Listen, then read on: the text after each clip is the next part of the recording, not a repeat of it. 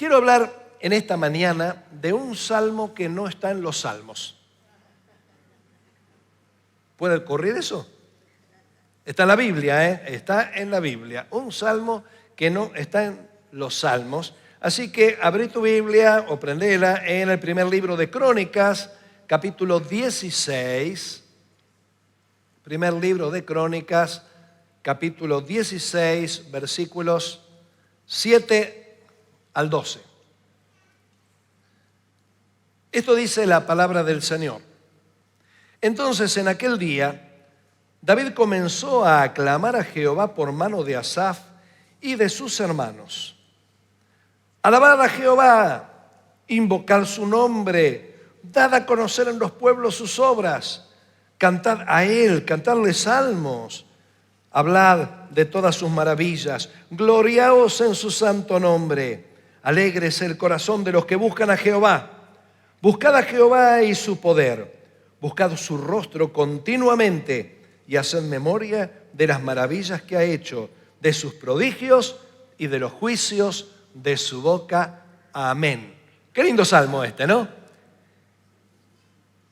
¿Por qué fue escrito? Porque tal vez a nosotros dice, bueno, es hermoso el salmo, lindo, es bastante más largo, dice cosas tremendas, pero las circunstancias en las que este salmo fue compuesto son muy llamativas.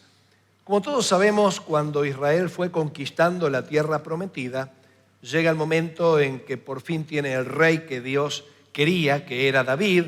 Saúl había sido una mala experiencia, así que llega el rey David, y el rey David quería poner la capital del reino de Israel en Jerusalén. Jerusalén se encontraba unos kilómetros al occidente del Mar Muerto, casi a la altura donde el Jordán desemboca en el Mar Muerto, y estaba en la cadena montañosa más alta. Por eso se le llama Montes de Sión a el lugar, o Monte de Sión, el lugar donde se encuentra Jerusalén. Y David puso la capital ahí, en ese lugar. ¿Por qué? Era una cuestión estratégica, además de tener cierta historia. Esa era, o el monte donde estaba Israel, en la parte más alta, donde después se pondría el tabernáculo o el templo, se construiría. En ese lugar la tradición decía que Abraham había sacrificado a Isaac, o había intentado sacrificarlo. Dios le dice a Abraham, Abraham, dame a Isaac, tu hijo, tu único. Y Abraham se levantó muy de mañana, enalbardó su asna y se fue. Y cuando Isaac estaba ya al pie del monte y Abraham estaba al pie del monte, Isaac le dice, hasta está el fuego encendido, está todo, pero yo no veo el cabrito para el holocausto. ¿Dónde está? Y Abraham le dice, Dios proveerá a mi hijo. Y me lo imagino a Abraham con un nudo en la boca. Pero subiendo, cuando Abraham finalmente lo ata, y yo no me lo imagino a Isaac quietito diciendo, bueno, me tiene que matar, en fin, me matará. No, yo me lo imagino luchando diciendo, ¿qué pasó? ¿Se volvió loco el viejo este? Claro, estaba ya avanzado en años, dijo, no, se enloqueció. Y cuando está por bajar el puñal, como en las mejores de las películas, ya aparece el ángel del Señor diciendo, no lo hagas, ya vi que no me rehusaste a tu hijo, tu único. Y en ese lugar, la parte más alta de lo que sería después Jerusalén, donde estaría el tabernáculo puesto por David en ese lugar, donde estaría después el templo construido por Salomón, en ese lugar Dios proveyó un cabrito, Dios proveyó para el holocausto y le prometió a Abraham, voy a multiplicar tu descendencia. Qué enseñanza importante esta, ¿no? Es decir, cuando estamos dispuestos a desprendernos de lo que tenemos, es cuando Dios nos confía mucho más. Acordate de esto. Si estás dispuesto a desprenderte, Dios te confía más. Porque cuando uno se aferra a lo que tiene, se transforma en un inmaduro, en un mal administrador de la tarea de Dios. Pero es más, Dios había puesto a prueba a Abraham. Le había dicho, yo estoy por un lado, Isaac, que lo querés tanto y que lo deseabas tanto, está por el otro lado, vamos a ver a quién amas más. yo te pido que lo sacrifiques. Y Abraham dijo, Dios sigue estando en primer lugar. Cuando uno prioriza al Señor por sobre lo demás, uno está dispuesto a desprenderse de lo demás y es ahí cuando Dios se lo multiplica. Así que Jerusalén era el lugar que traía todo este tipo de recuerdos. David quería poner su trono ahí. Además, una ciudad siempre se busca ponerse en lo alto. ¿Por qué? Porque frente a cualquier invasión, si una ciudad está al nivel de la tierra, el enemigo puede quedar emboscado, puede quedar oculto y puede atacar sorpresivamente. Pero cuando una ciudad está en lo alto, hay tiempo para ver al enemigo desde mucho antes que empiece el ataque, y esto permite que la ciudad se prepare. Además, el enemigo, al subir cuesta arriba con sus armas, con sus pertrechos de guerra, se encontraba con un aliado de la ciudad que era el centro de gravedad. Es decir, la gravedad le traía desventaja al enemigo. Así que cualquiera codiciaba tener una ciudad en un lugar muy alto. Esa ciudad de Jebús se transforma en Jerusalén y era muy, muy importante para David. Ahora, el Arca del Pacto es trasladada a Jerusalén y en esta ocasión es que David compone este salmo y hace una tremenda fiesta. ¿Por qué? Porque el Arca del Pacto era un recuerdo de lo que Dios había hecho llamando a Israel para el servicio a través de Moisés. Dios manda hacer el Arca del Pacto, era un cofre que tenía más o menos este tamaño, algo así, estaba hecho con madera de acacia, recubierto en oro, tenía una tapa llamada propiciatorio y sobre esa tapa unos querubines con sus alas tapándolo, y tenía 4 anillas de cada costado dentro de las cuales se calzaban 2 varas, una de cada lado, y entre 4 levitas la iban transportando esa Arca del Pacto. ¿Qué tenía dentro del Arca del Pacto? Tenía las tablas de la ley, tenía la vara de Aarón y tenía una muestra del maná. En otras palabras, el Arca del Pacto, llamada también como Arca del Testimonio, era símbolo de la presencia de Dios, porque ahí estaba la palabra de Dios, ahí estaba el poder de Dios que hizo reverdecer el arca, la vara y justamente la autoridad también, pero también estaba la provisión de Dios, que es el que sustenta a su pueblo. Así que el arca recordaba la presencia de Dios y el arca siempre debía ponerse en el lugar santísimo. ¿Por qué? Era una lección que Dios quería dar al pueblo, que a pesar que no se lo ve, está. Es decir, el Arca del Pacto era trasladada, todo el mundo la veía, pero después era llevada al lugar santísimo, un lugar al que solamente el sumo sacerdote, una vez por año, después de haber ofrecido un sacrificio, podía ingresar pronunciando el nombre Jehová. Y luego salía. Él solo podía ver el Arca del Pacto, el sumo sacerdote. Así que el resto del pueblo alguna vez la había visto, alguna vez había visto la fiesta, la algarabía, pero después no la veo, pero sé que está. Este fue un principio que fue quedando por las generaciones hasta que hoy nosotros podemos decir, yo a Dios acá no lo veo, pero yo sé que está el Señor. ¿Cuántos saben que está el Señor acá? El Señor está en este lugar, no lo podés ver, pero Él está. Así que el Arca del Pacto era la presencia de Dios. Jerusalén era el lugar de la actividad, de la vida cotidiana. ¿Por qué?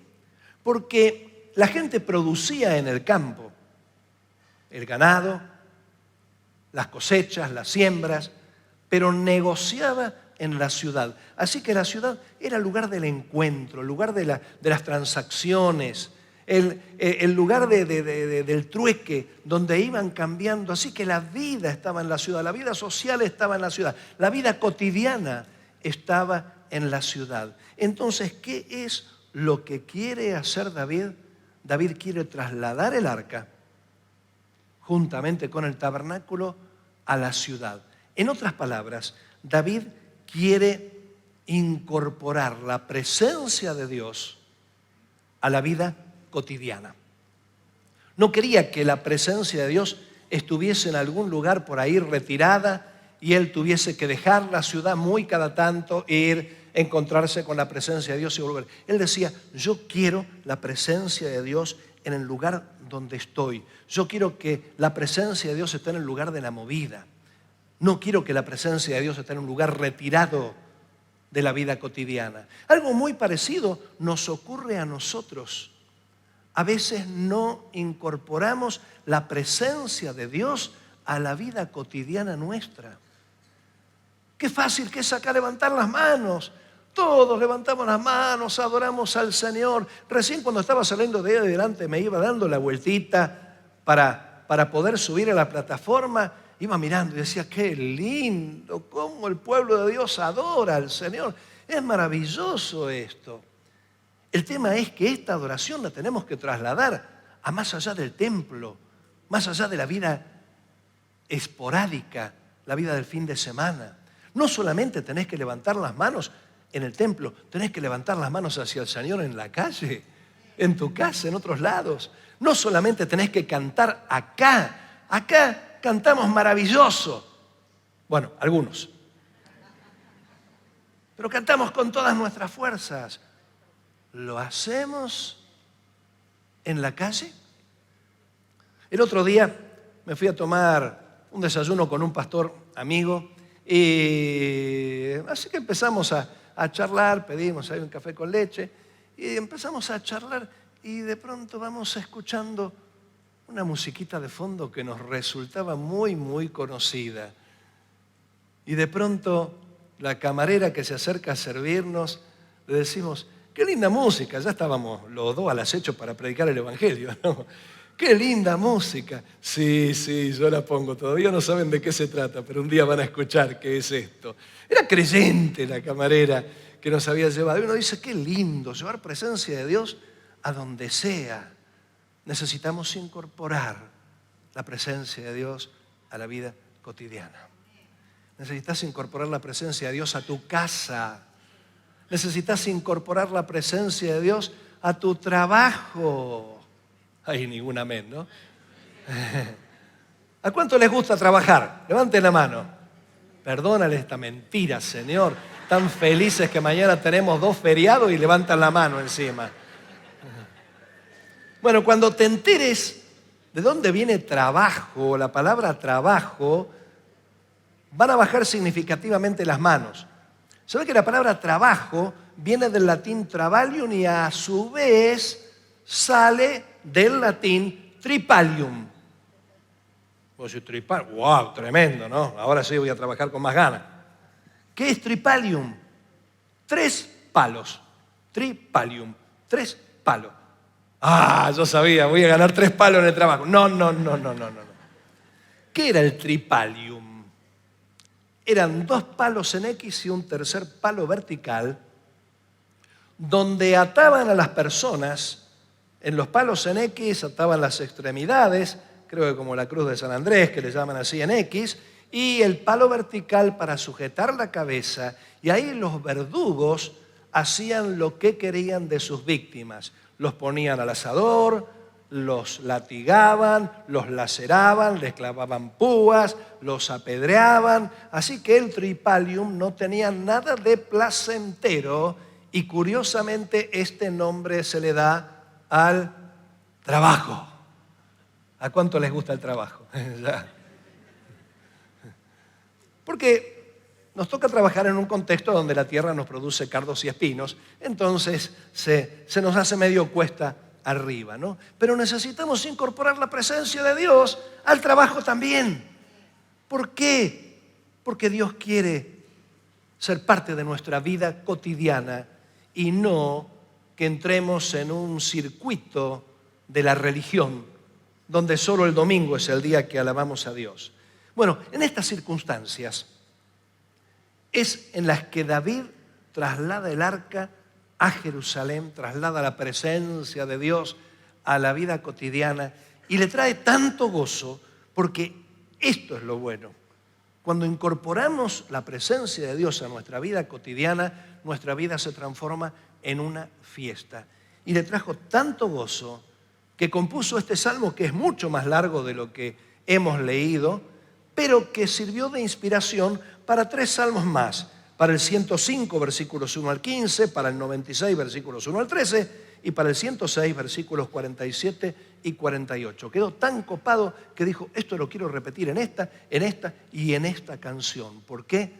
Porque este es el gozo. Ahora David, que compuso este salmo por experimentar la alegría de practicar la presencia de Dios e incorporarla a la vida cotidiana, nos da, al menos en esta porción, 10 consejos, porque después en el resto de los salmos no hay imperativos, pero aquí sí, hay 10 imperativos que son consejos para incorporar al Señor a la vida cotidiana. El primero de ellos, versículo 8, alabad a Jehová.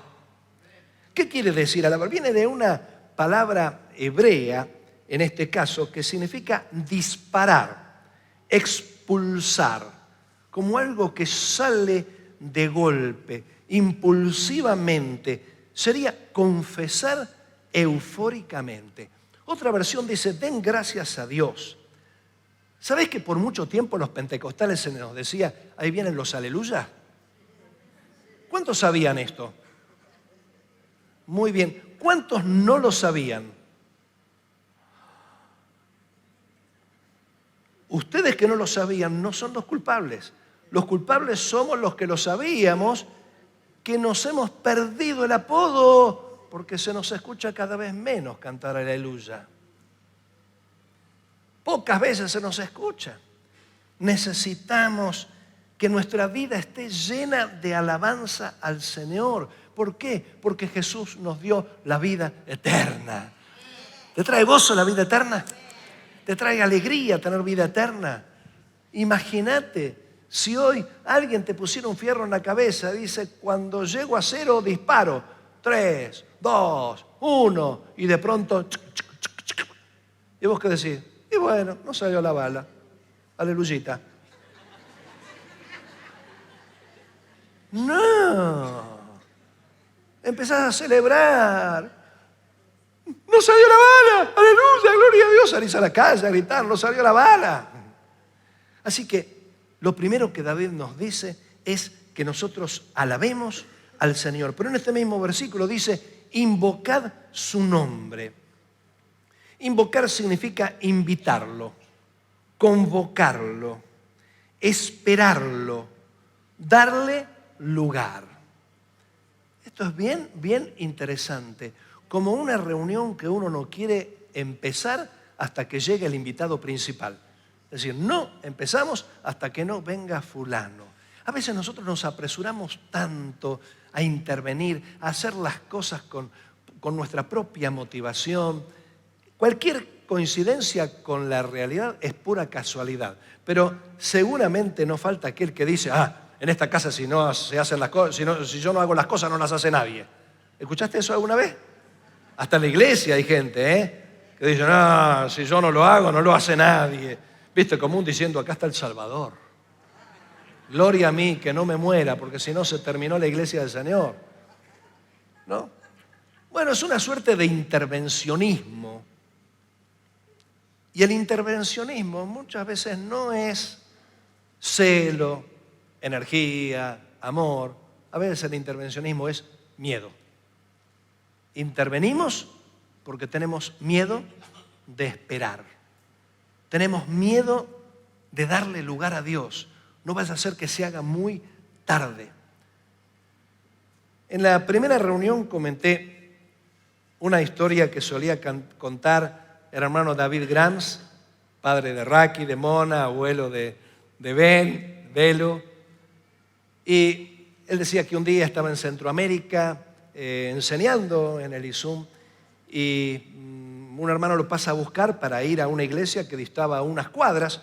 Así que van caminando y él con su traje tipo té con leche, camisa, corbata, y en ese tiempo aún con ese encierro alababan al Señor.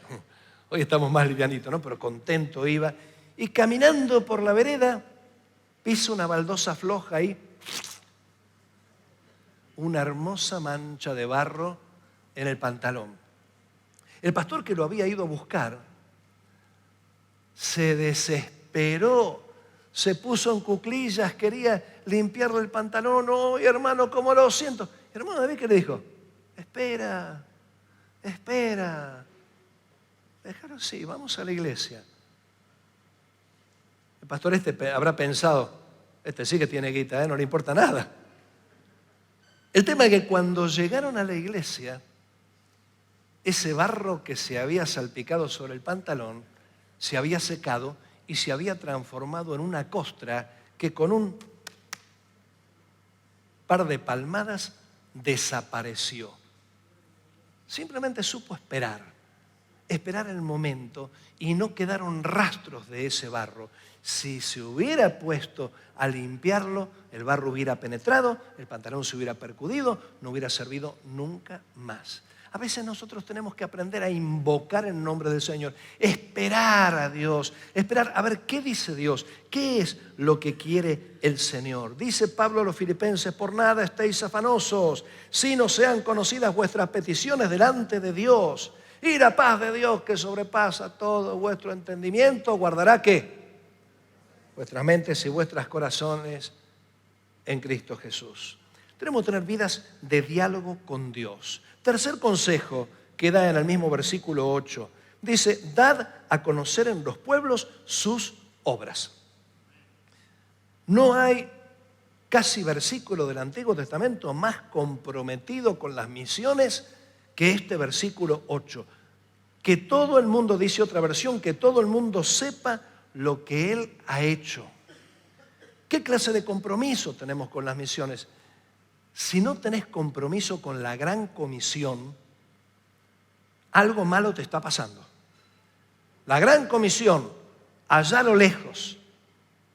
Lugares hemos escuchado a los hermanos Lima, se fueron ahí a Cabo Verde. Anteriormente había estado nuestro querido pastor Samuel Andrade, haciendo una obra tremenda y solo vino porque uno de sus hijos se enfermó gravemente con el riesgo de perder una pierna.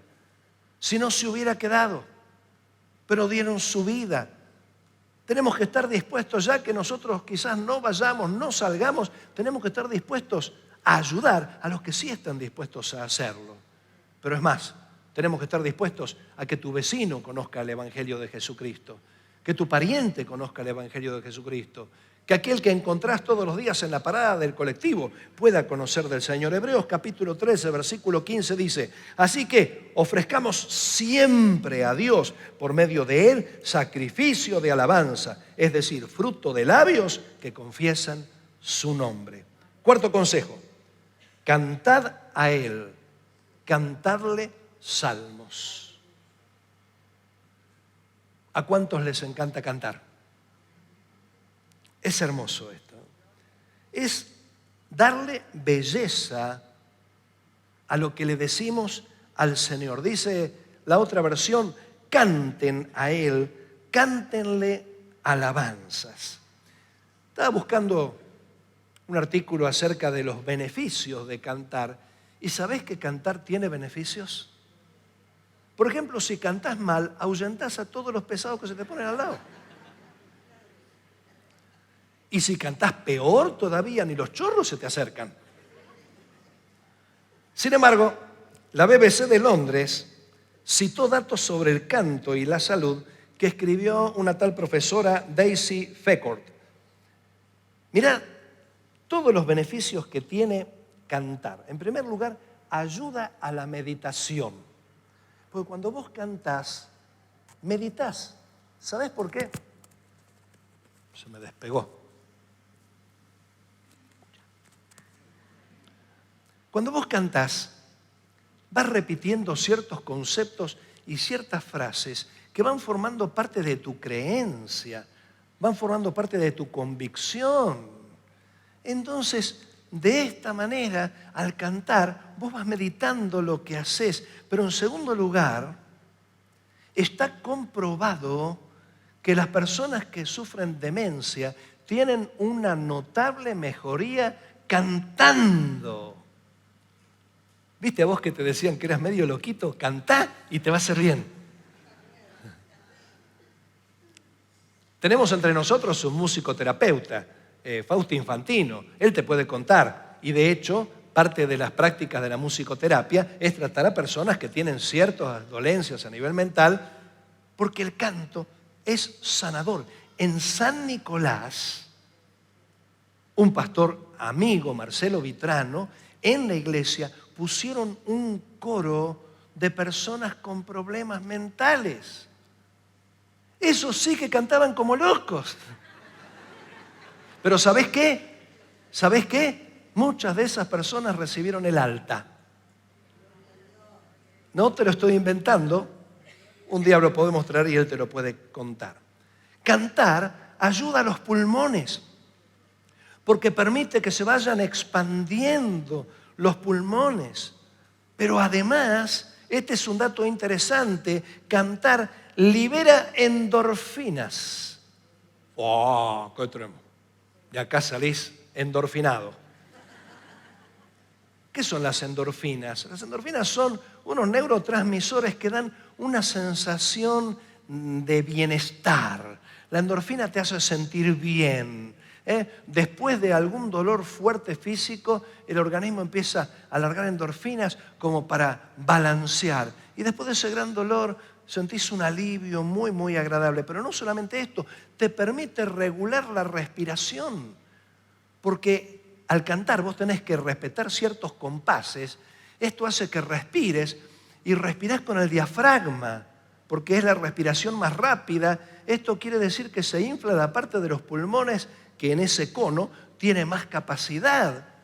Entonces empezás a respirar, no la respiración del agitado que se entrecorta, que se cansa, sino la respiración pausada que ayuda también a que se regularicen los latidos del corazón. Y como consecuencia de todo esto, se regula la presión sanguínea. A ver, levanten la mano los hipertensos. Ahora se animaron 2 o 3. ¿Vos viste lo que cuesta la pastillita de la presión? El santo en el April, el maravilloso losartán de cada día, dánoslo hoy. Y toda esa que uno tiene que tomar para eso. Yo cada vez que voy a comprar pastillas para la presión, me tengo que tomar una para la presión cuando me dicen el precio. Entonces, ¿puedo abrir la caja antes que...? No me diga precio, pero abrir acá. ¿Cuánto es? Ah, sí, bueno, bárbaro. Bueno, si cantaras, se normalizaría bastante más. Cantar baja los niveles de cortisol. Y vos decís, ¿qué es el cortisol? ¿Cómo se toma? Es otra hormona, otro neurotransmisor que es el que ocasiona el estrés. Si venís muy estresado, cantá y se te va el estrés. Sube los niveles de oxitocina. Y vos decís, ¿qué? Yo no estoy oxidado. La oxitocina es la hormona del amor. Es la hormona que libera la mamá después que da a luz y cuando amamanta, que siente esa ternura por el bebé. Nosotros los varones no estamos exentos de eso, sino que empezamos también a tener esa oxitocina mirando con amor todo. Hasta los de Banfield con oxitocina amamos a los de Lanús. Propicia la liberación de dopamina. No, ya hasta ahí no. Es la hormona del placer, es interna la dopamina. Uno empieza a sentir placer, pero además cantar trae coraje. Los tímidos y los miedosos cuando cantan se envalentonan. ¿No viste en las películas de los soldados que van a la guerra, que van cantando? No, van con coraje, se sienten con fuerza. Así es el Señor. Cantar ayuda a la memoria. Mira qué bárbaro. Ayuda a la memoria a cantar. Es más, si yo te digo que recites alguna canción, se te va a olvidar. Pero si la cantás, te acordás toda la letra. ¿Cuántos tuvieron que aprenderse las tablas de multiplicar? Yo empecé bárbaro en matemáticas. Le dije a la señorita, me acuerdo de la música, pero de la letra nada. Pero cuando uno va cantando las tablas, es cuando uno se las va acordando. Aprendí a cantarle al Señor, pero no solamente acá. Incorporar presencia de Dios en la calle. que te escuchen cantar, que te escuchen silbar. Te levantás con una canción, cantala. Quinto consejo, hablad de todas sus maravillas, versículo 9. Y en este caso hablar viene del hebreo que significa cuchichear, hacer correr el rumor. Cuéntenle a todo el mundo sus maravillas, dice otra versión. ¿De qué te gusta chismear? ¿Te gusta chismear?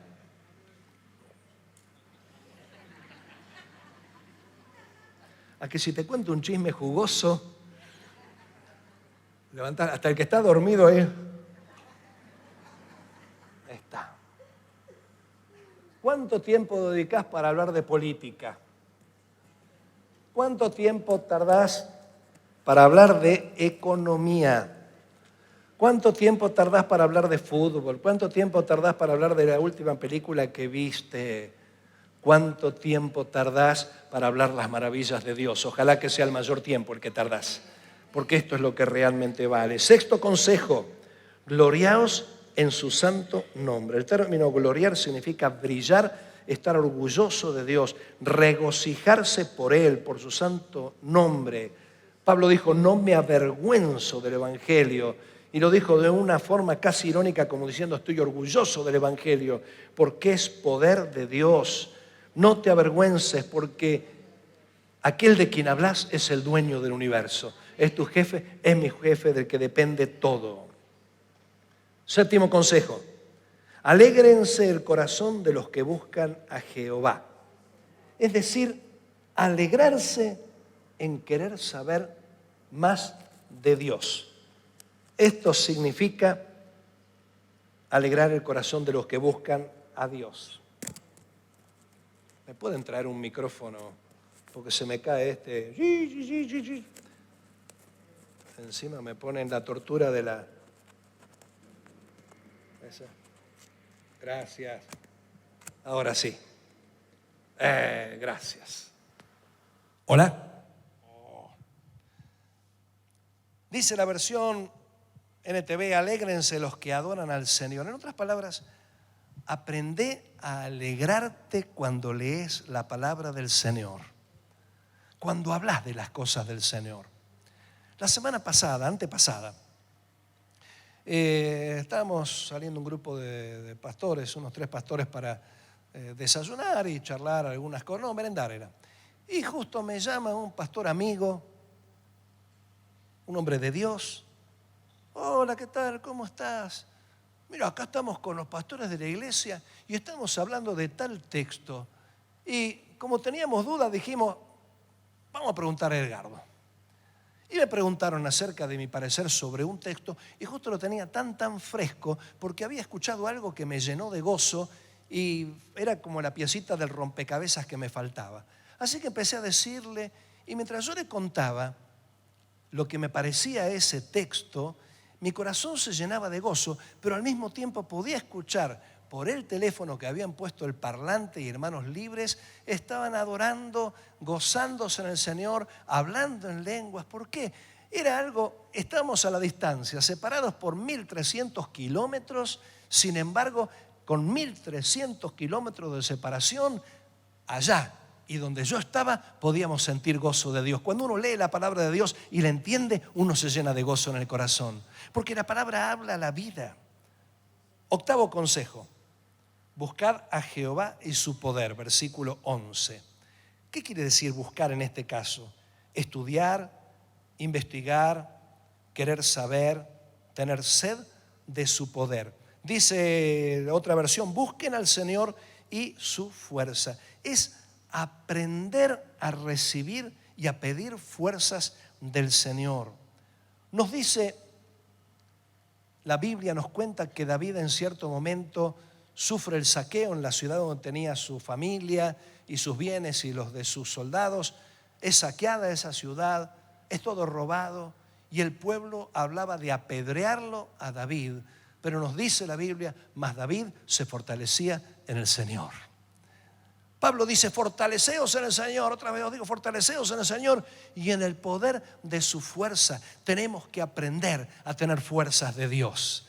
Todo el mundo te puede contradecir, todo el mundo se te puede enojar, todo el mundo te puede rechazar, pero con tal que no te falte Dios, es suficiente.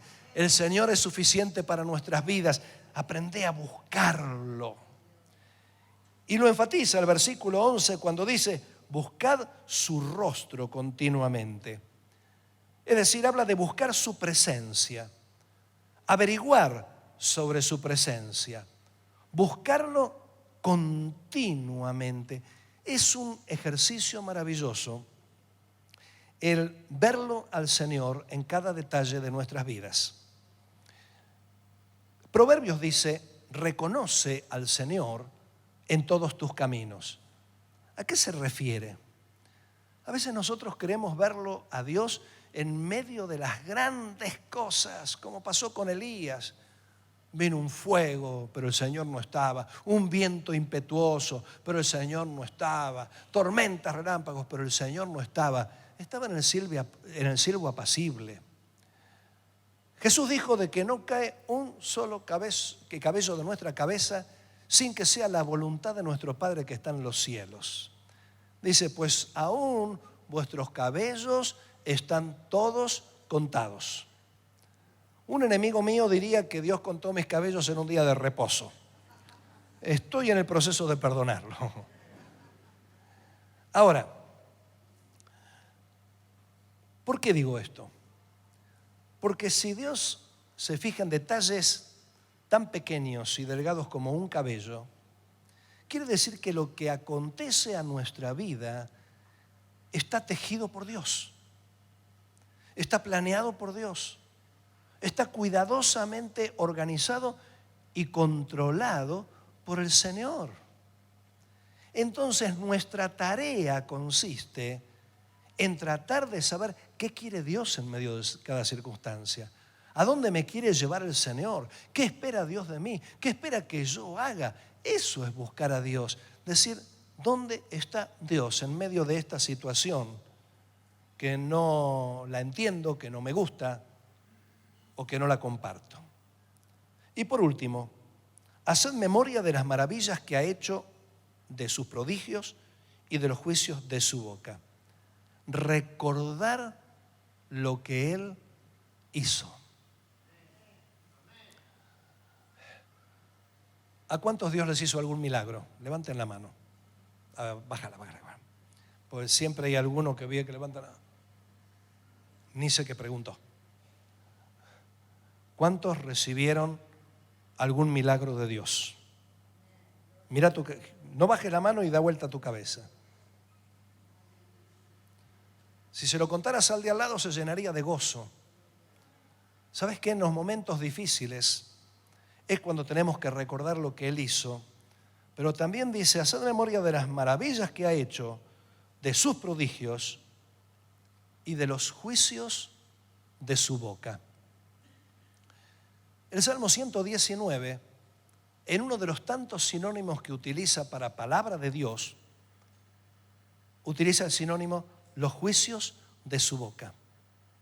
En otras palabras, acordate de los milagros que Dios hizo, porque con esos tenés que testificar a los demás, pero acordate de lo que dice la palabra de Dios, que es lo que va a regir tu vida, lo que va a orientar tu vida, lo que va a fortalecer tu vida. David estaba feliz porque por fin podía llevar la presencia de Dios a la vida cotidiana. No tenía que caminar un largo trayecto para encontrarse con la presencia de Dios, sino que la tenía ahí al lado, todos los días. Y estuvo tan feliz de lograr esto que dio consejos para poder incorporar esa presencia de Dios. En esta mañana yo quiero invitarte a que no limites la presencia de Dios al momento de culto. Que no limites la presencia de Dios al momento que atravesás la línea municipal de Carlos Colivadino 676, sino que empieces a vivir la presencia de Dios a cada rato. Aunque te toque estar en una comisaría haciendo una denuncia, aunque te toque estar en un hospital, en la guardia, esperando interminablemente, aunque te toque enfrentar una situación compleja, aunque estés trabajando, empezá a alabar al Señor. Empezá a esperar en el Señor. Empezá a cantarle al Señor. Empezá a dar a conocer las maravillas de Dios. Predicá el Evangelio de Jesucristo. Recordá lo que Dios hizo, pero recordá lo que Dios te dijo. Y cuando quieras acordarte, cuando vengas aquí al culto, esto va a estallar. ¿Y sabes por qué? Cuando vos ves un partido de fútbol y un jugador es llamado del banco de los suplentes, no es que el director técnico le dice, bueno, ahora entra a la cancha, sino que le dice, prepárate, porque en los próximos 15 minutos hacemos el cambio y te llamo. Y ese suplente no está ahí durmiendo la siesta, aprovechando hasta el último momento, sino que lo vas a ver corriendo. Está precalentando. Porque si fuera a la cancha en frío, sería un patadura. No sé si me entendés lo que te quiero decir. A veces somos pataduras en el culto, porque durante la semana no hicimos el precalentamiento. Cerrá tus ojos por un momento.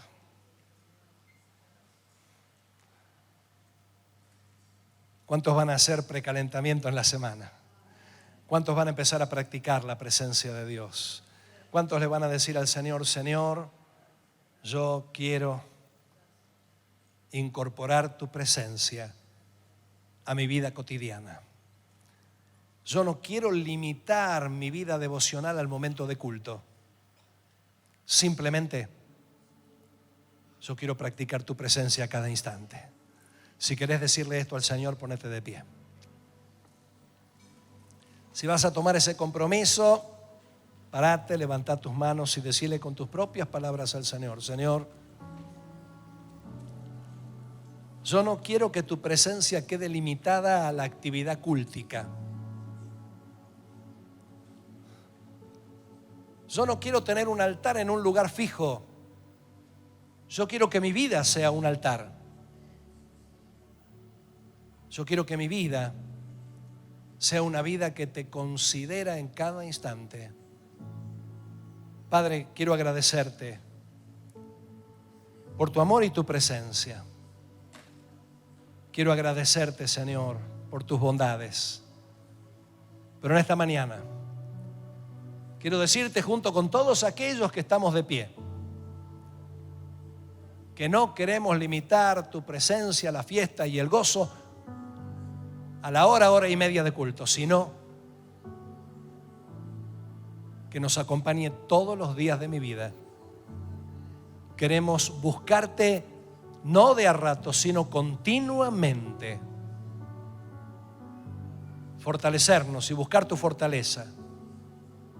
Recordar tus hechos, recordar tu palabra, pero también darla a conocer para que muchos otros tengan la bendición que nosotros tenemos. Gracias, Señor, por todo. En el nombre de Jesús. Amén. Que Dios te bendiga, tengas un hermoso domingo y una semana maravillosa. Nos vemos.